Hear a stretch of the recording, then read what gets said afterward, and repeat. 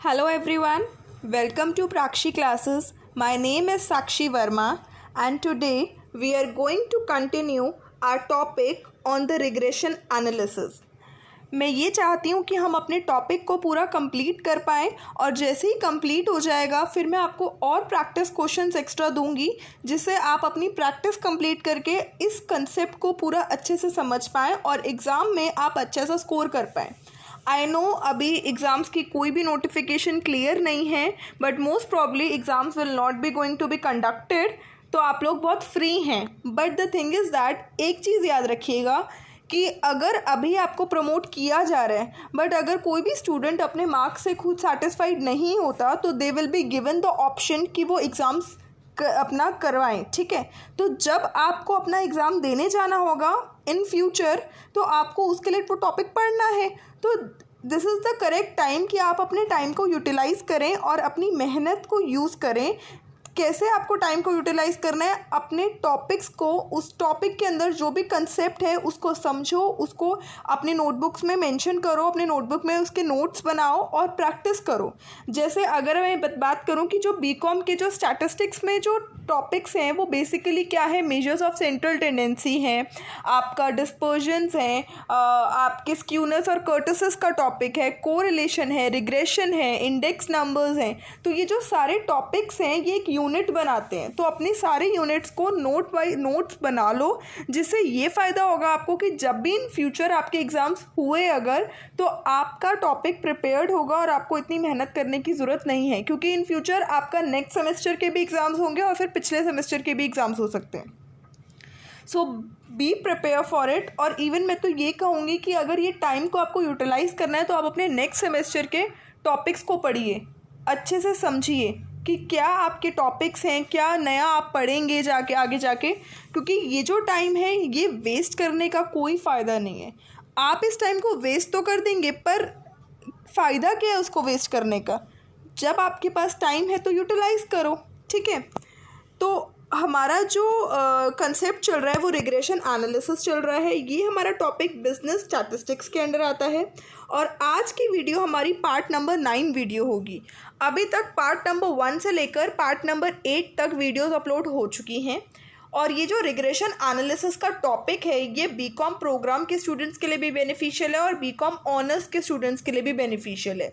और जो students NTA net JRF in commerce की तैयारी कर रहे हैं उनके लिए भी मोस्ट इम्पॉर्टेंट है. सो प्लीज़ ध्यान से सुनिएगा, ध्यान से करिएगा इस टॉपिक को. ठीक है, और ये जो पार्ट नंबर 9 वीडियो है ये मोस्ट इम्पॉर्टेंट है बिकॉज इस पार्ट नंबर 9 वीडियो में मैंने आपको एक टॉपिक प्रॉपर्टी सिखाई थी रिग्रेशन कोफिशिएंट्स की कि रिग्रेशन कोफिशिएंट्स जो होते हैं वो independent of change of origin होते हैं. तो इस प्रॉपर्टी को हम अब जो प्रैक्टिकल क्वेश्चन करने जा रहे हैं पार्ट नंबर 9 की वीडियो में, आज हम उस प्रॉपर्टी को अप्लाई करेंगे. वो कैसे अप्लाई होती है मैं सब सिखाऊंगी इस वीडियो में, पर आपको इस वीडियो को ध्यान से देखना है क्योंकि अगर इस तरीके का क्वेश्चन आपके एग्ज़ाम में आता है तो आप अभी तक जो तरीके के क्वेश्चंस कर रहे थे उस तरीके को आप फॉलो अप नहीं कर सकते.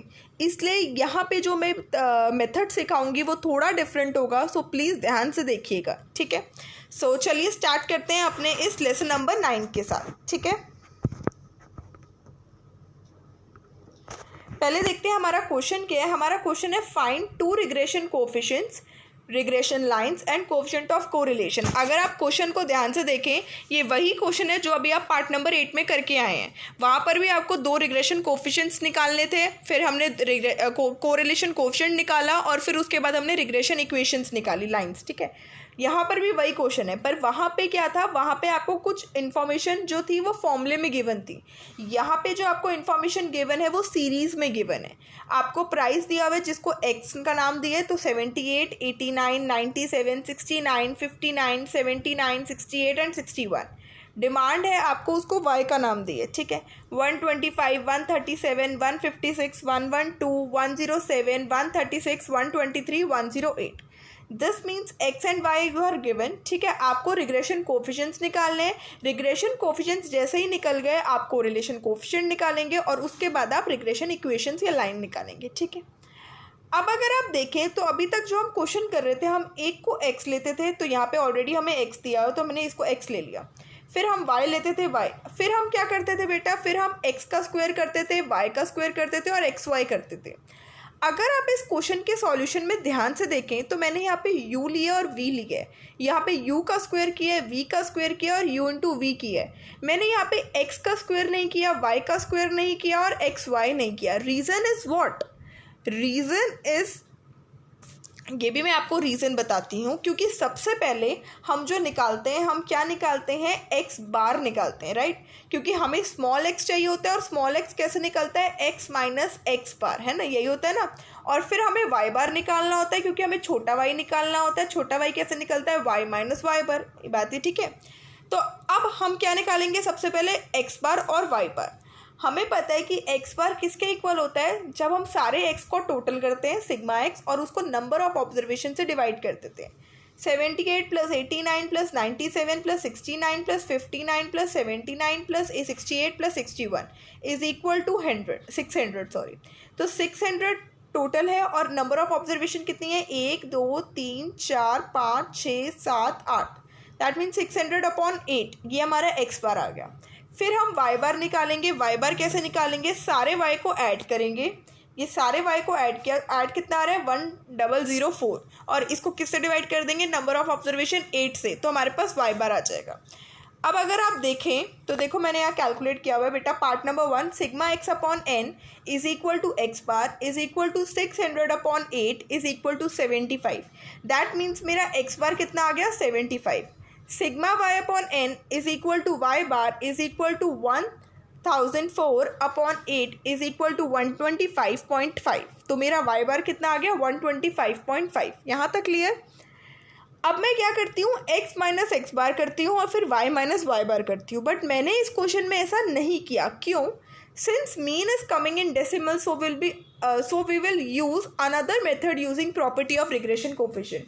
बस इस क्वेश्चन में थोड़ा डिफरेंट यही था कि जो मीन वैल्यू आ रही है, वाई बार आ रहा है, वो पॉइंट्स में आ रहा है, डेसिमल में आ रहा है। और जब भी क्वेश्चन डेसिमल में चला जाता है तो आप अभी तक जितना भी कुछ सीख चुके हो मेथड x माइनस एक्स बार, वाई माइनस वाई बार, वो मेथड आप अप्लाई नहीं करेंगे। आप कौन सा मेथड अप्लाई करेंगे, using the properties of regression coefficient, ठीक है। अब हमें ये बात पता है कि रिग्रेशन कोफिशिएंट की एक प्रॉपर्टी होती है कि रिग्रेशन जो कोफिशिएंट्स होते हैं bxy और byx, ये इंडिपेंडेंट होते हैं किसके, चेंज ऑफ ओरिजिन से। इसका मतलब है अगर मैं सीरीज में से किसी एक पर्टिकुलर नंबर को माइनस कर दूं या प्लस कर दूं तो जो रिग्रेशन कोफिशिएंट्स पहले आना था वही रिग्रेशन कोफिशिएंट अब भी नई सीरीज से वही आंसर आएगा। यही बात होती है ना। इंडिपेंडेंट का मतलब क्या होता है कि they are not being affected. पहले जो एक्स सीरीज और वाई सीरीज को यूज करके रिग्रेशन कोफिशिएंट bxy और byx आ रहे थे वो वही आएंगे। अब जो नई सीरीज x1 कैसे निकाली मैंने, x में से सारी सीरीज़ में से कोई पर्टिकुलर नंबर को माइनस कर दिया हो या मैंने प्लस कर दिया हो, और y1 सारी सीरीज़ में से मैंने किसी पर्टिकुलर नंबर को ऐड कर दिया हो या माइनस कर दिया हो। तो इस x1 और y1 को यूज़ करके जो bx1y आएगा वो bxy के इक्वल ही होगा और जो by1x1 आएगा वो byx के इक्वल ही होगा क्योंकि दे आर नॉट अफेक्टेड, ठीक है। तो अब हमने क्या किया, हमने लिखा u is equal to x minus 68 और v is equal to y minus 136। ये 68 और 136 आया कहाँ से, और ये x और y क्या है और ये u और v क्या है। बेटा u को आप एक कोई भी नॉर्मल लेटर मान लो, ठीक है। u is equal to v is equal to, आपको अपनी सीरीज़ में से, आपकी कौन सी सीरीज़ है x की, आपकी कौन सी सीरीज़ है या y की, आपको अपनी सीरीज़ में या तो किसी पर्टिकुलर नंबर को माइनस करना होता है या प्लस करना होता है। जब भी अगर आप देखें, जब भी हम रिग्रेशन कोफिशिएंट्स की वैल्यू निकाल रहे थे तो हम क्या करते थे, x माइनस एक्स बार, हम प्लस कुछ नहीं करते थे, हम माइनस करते थे। तो यहाँ पर भी हमें माइनस करना है और यहाँ पर भी हमें माइनस करना है। तो यहाँ माइनस करते थे x माइनस एक्स बार को, बट यहाँ पे हम x बार को माइनस नहीं कर सकते क्योंकि जो y बार है वो डेसिमल में है। डेसिमल में क्वेश्चन जब चला जाएगा तो बहुत ज़्यादा ट्रिकी हो जाएगा, इसलिए हमें x में से कुछ तो माइनस करना है और y में से भी कुछ तो माइनस करना है। अब क्या कुछ माइनस करें, तो बेटा जो भी आप माइनस करेंगे वो सीरीज़ में से ही कोई नंबर होना चाहिए। आप कोई भी नंबर को अज्यूम कर सकते हो, ठीक है। अगर मैं बैक में जाऊँ तो यहाँ पे x की पूरी सीरीज़ है, आप कोई ऐसा नंबर अज्यूम करते हो कि कुछ पॉजिटिव नंबर्स बचे और कुछ नेगेटिव नंबर्स बचे। आप चाहे 97 भी ले सकते हैं, आप चाहे 79 ले सकते हैं, आप चाहे 59 ले सकते हैं, आप चाहे 78 ले सकते हैं, आप कोई भी नंबर ले सकते हैं, आंसर सबसे सेम ही आएगा। मैंने जो नंबर चूज़ किया, मैंने 68 चूज़ किया, ठीक है। वैसे ही वाई सीरीज़ में आप कोई भी नंबर ले सकते हैं, बट जो मोस्टली प्रैक्टिकल जो कंसेप्ट है वो ये है कि कुछ नंबर्स छोटे हों उस नंबर से और कुछ नंबर बड़े हों। अगर मैं 108 की बात करूँ तो 108 से सारे नंबर बड़े ही हैं, एक ही नंबर छोटा है। बट अगर मैं 136 की बात करूँ तो 136 से कुछ नंबर छोटे भी हैं और कुछ नंबर बड़े भी हैं, राइट। तो इसलिए मैंने 136 का नंबर लिया, ठीक है। आप कोई भी नंबर ले सकते हैं, आप 125 भी ले सकते हैं, 125 से छोटे भी और 125 से बड़े भी हैं, आप कोई भी नंबर ले सकते हैं। इसमें ये मत कंफ्यूज होना कि मैंने यही नंबर क्यों लिया। आप कोई भी नंबर ले सकते हैं, बट वो नंबर आपकी सीरीज़ में से ही होना चाहिए। एक्स की सीरीज़ में जो भी नंबर है उसी में से कोई एक नंबर लेना है, वाई की सीरीज़ में जो भी नंबर है उसी में से कोई एक नंबर लेना है, ठीक है। तो मैंने क्या नंबर लिया, मैंने नंबर लिया 68 और 136। तो u is equal to X minus 68 और v is equal to Y minus 136। अब x की सीरीज़ को हम इंपॉर्टेंस नहीं देंगे, अब हम y की सीरीज़ को इंपॉर्टेंस नहीं देंगे, अब हम किसकी सीरीज़ को इंपॉर्टेंस देंगे, u की। अब हम किसकी सीरीज़ को इंपॉर्टेंस देंगे, v की। और u कैसे निकला, x माइनस 68। ये जितनी भी x की सीरीज़ में नंबर लिखे हैं उसमें से सबको 68 से माइनस करते जाओ और आंसर लिखते जाओ। y की सीरीज़ में से जितने भी नंबर लिखे हैं उसमें से 136 को माइनस करते रहो और यहाँ पे आंसर लिखते जाओ। तो हमारा मेन फोकस अब किस पे रहेगा, x की सीरीज़ पे नहीं रहेगा। अब हमारा मेन फोकस किस पे रहेगा, u की सीरीज़ पे। हमारा मेन फोकस y की सीरीज़ पे नहीं रहेगा, हमारा मेन फोकस किस पे रहेगा, v की सीरीज़ पे, ठीक है। तो अब दैट मीन्स मैंने u को x से रिप्लेस किया और y को v से रिप्लेस किया, राइट। हम bxy लिखते थे, यही तो हमारा रिग्रेशन कोफिशिएंट है जब हम x और y वेरिएबल ले रहे थे। बट अब हम कौन से वेरिएबल ले रहे हैं बेटा, u और v। दैट मीन्स b तो b रहेगा, x की जगह क्या आ जाएगा, u, और y की जगह क्या आ जाएगा, v। बात समझ आई। पहले जो रिग्रेशन कोफिशिएंट निकलता वो x और y के वेरिएबल को यूज़ करके निकलता, बट मुझे बात पता थी कि अगर मैं x सीरीज़ में कुछ भी प्लस माइनस करती हूँ या y सीरीज़ में कुछ भी प्लस माइनस करती हूँ तो रिग्रेशन कोफिशिएंट आज भी वही रहेंगे। तो ये bxy किसके इक्वल होगा, buy के, क्योंकि independent of change of origin है। वैसे ही अगर मैं byx निकालती हूँ तो b का तो b रहेगा, y किस में चला गया है, v में, और x किस में चला गया है, u में। तो bvu किसके इक्वल होगा, byx के। बस क्या करना है, x और y जो वेरिएबल थे वो रिप्लेस हो गए हैं विद u एंड v, बात खत्म। सो ईजी, समझ आ रहा है, ठीक है। तो अब bxy is equal to buv और byx is equal to bvu। You can assume any number. यहाँ पे जो मैंने नंबर लिया ना, आप कोई भी नंबर को अज्यूम कर सकते हैं, but the condition is that वो नंबर आपकी सीरीज़ में लिखा होना चाहिए, दोनों सीरीज़ में, ठीक है। एक्स की सीरीज़ में वो नंबर होना चाहिए और वाई के सीरीज़ में अपना अलग कोई नंबर होना चाहिए, ठीक है।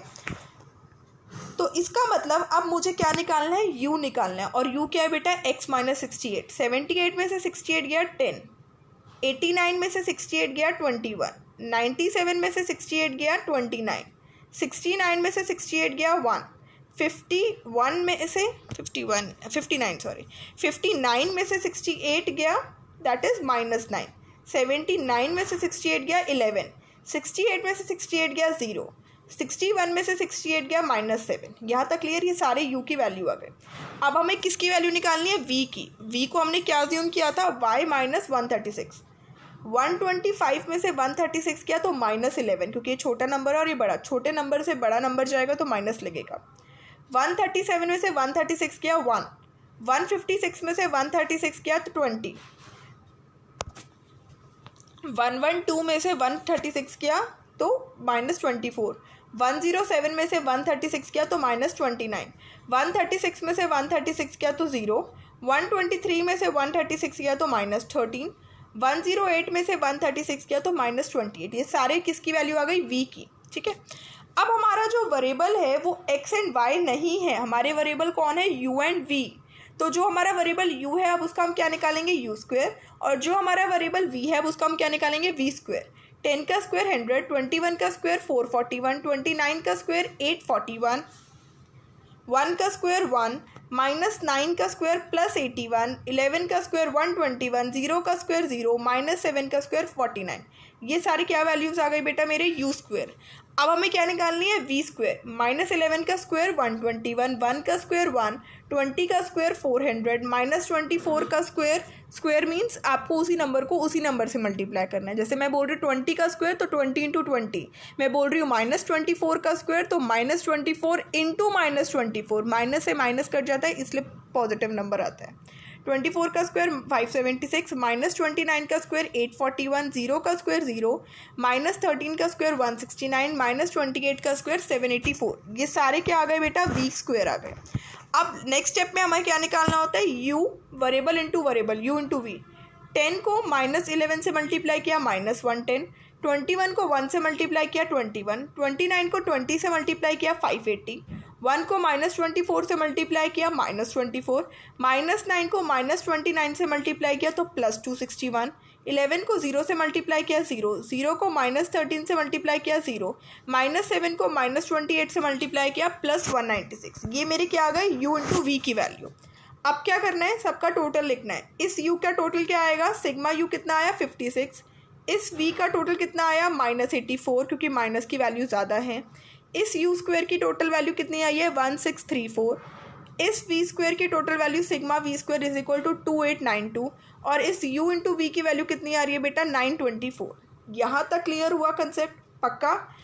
आपने बस इसमें ये डिफरेंस देखा होगा कि हाँ यहाँ पे हम स्मॉल एक्स और स्मॉल वाई नहीं ले रहे, तो this is the only basic difference क्योंकि स्मॉल एक्स और स्मॉल वाई वहाँ लिए जाते हैं जहाँ पे जो मीन वैल्यू आती है एक्स बार और वाई बार वो पॉजिटिव नंबर होते हैं। बट इस क्वेश्चन में एक्स बार और वाई बार की जो वैल्यू आ रही है वो डेसिमल में आ रही थी, जिस वजह से मुझे regression coefficients are independent of change of origin की जो प्रॉपर्टी है उसको यूज़ करना पड़ा।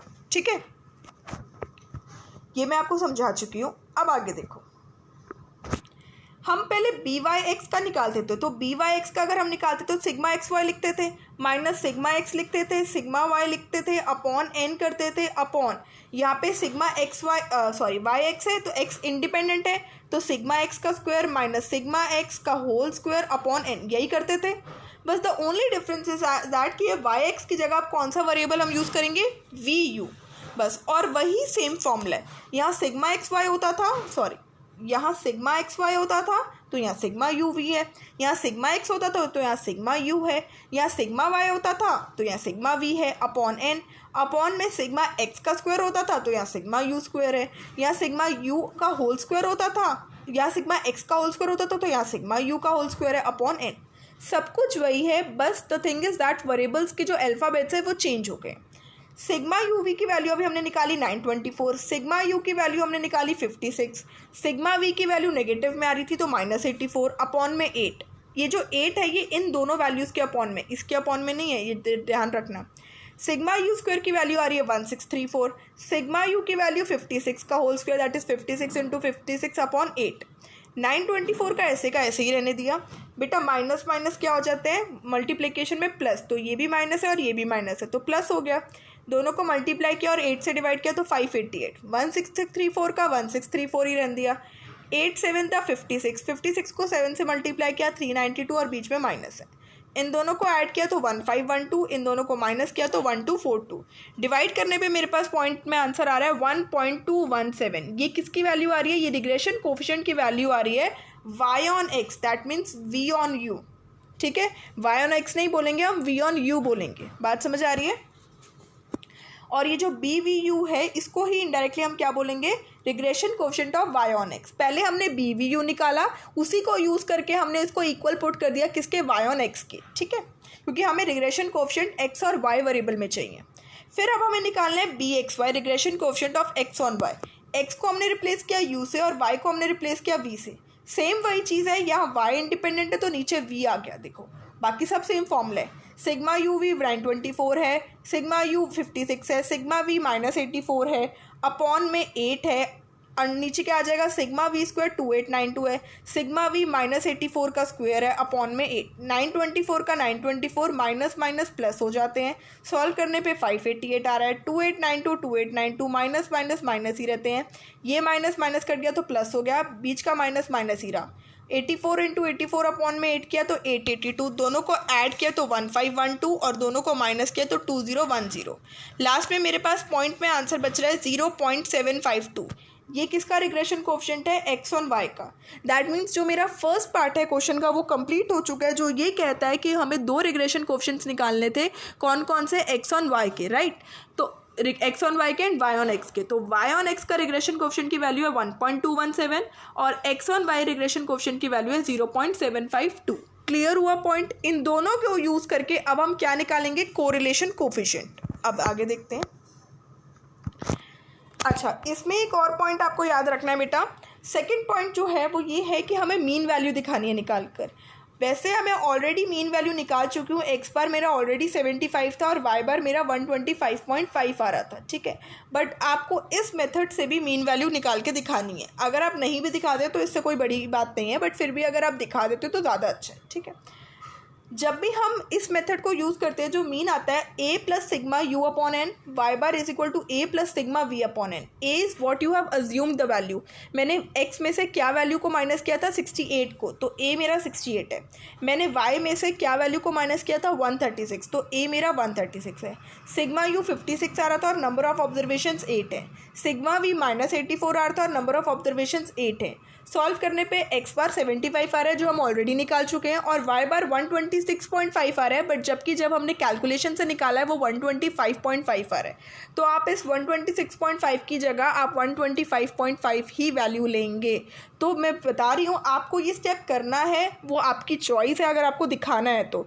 बट वैसे ये स्टेप इतना इंपॉर्टेंट नहीं है करना, तो आप इसे स्किप भी कर सकते हैं।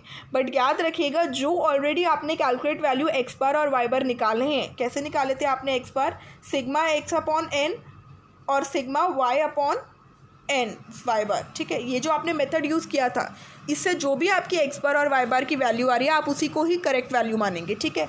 आप वैसे इससे भी करेक्ट वैल्यू आती है, बट इसमें सिर्फ 1 का डिफरेंस आ रहा है, तो आप इसे इग्नोर करेंगे और 125.5 की ही वैल्यू लेंगे, ठीक है।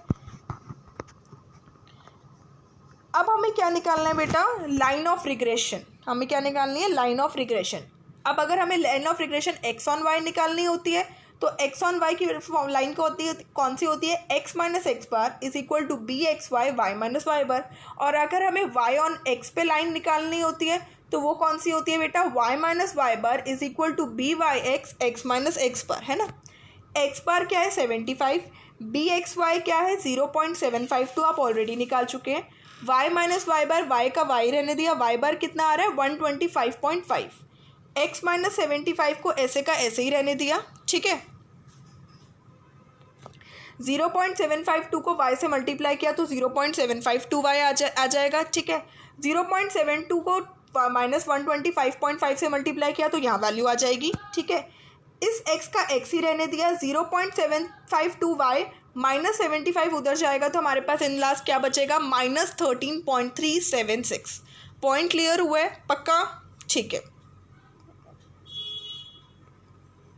नेक्स्ट, y माइनस वाई बार की जगह 125.5, एक्स बार की जगह 75। फर्दर सॉल्व करने पे जो फाइनल आंसर बच रहा है मेरे पास क्या बच रहा है कि y is equal to 1.217x plus 34.225। आप बहुत बार ये कर चुके हैं, मल्टीप्लाई करके उस वैल्यू को उधर लेके जाना। आप बहुत बार रिग्रेशन इक्वेशंस निकाल चुके हैं, इसलिए मैंने फटाफट फाइनल आंसर बता दिया। ये regression equation X on Y की है क्योंकि यहाँ एक्स है और यहाँ वाई है। ये regression equation Y on X की है क्योंकि यहाँ वाई और यहाँ पे एक्स है। यहाँ तक क्लियर, ओके। अब थर्ड पार्ट हमारा क्या है, कोरिलेशन कोफिशिएंट निकालना। कोरिलेशन कोफिशिएंट हम कैसे निकालेंगे, by using the regression coefficient. हमें पता है कि जो कोरिलेशन कोफिशिएंट होता है वो ज्योमेट्रिक मीन होता है। किसका ज्योमेट्रिक मीन होता है, रिग्रेशन कोफिशिएंट्स का। तो आर ज्योमेट्रिक मीन है, ज्योमेट्रिक मीन मतलब अंडर रूट किसका, रिग्रेशन कोफिशिएंट्स का, B X Y into B Y X का।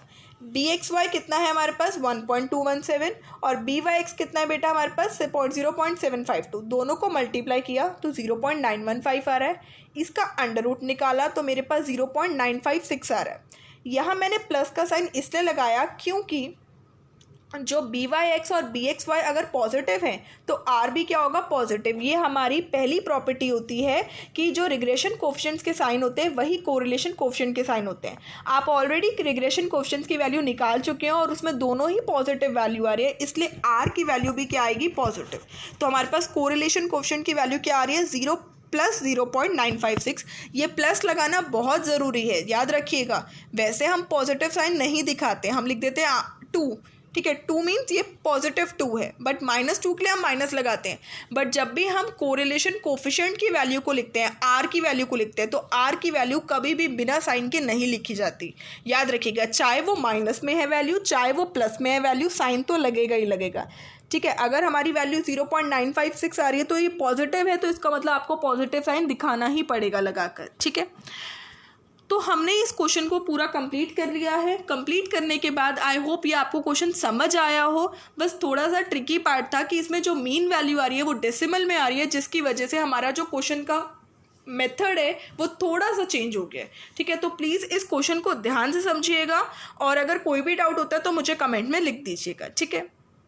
So thank you so much for watching this video. I hope ये वीडियो आपको पसंद आई हो, और पसंद आई होगी तो प्लीज़ लाइक ज़रूर करिएगा and subscribe to my YouTube channel Prakshi classes, because बहुत मेहनत से मैं आपके लिए वीडियोस बना रही हूँ और आपको कंसेप्ट भी समझा रही हूँ धीरे धीरे। सो आई होप कि आपको कंसेप्ट समझ आ रहा हो। कोई भी डाउट होता है मुझे कमेंट में बताइए, मैं आपके डाउट्स को क्लियर ज़रूर करूँगी। और ऐसे ही मेरे को सपोर्ट करते रहिए। प्राक्षी क्लासेस को सब्सक्राइब कर लीजिए और बेल आइकन को भी प्रेस ऑन कर दीजिए। Thank you so much for watching this video once again.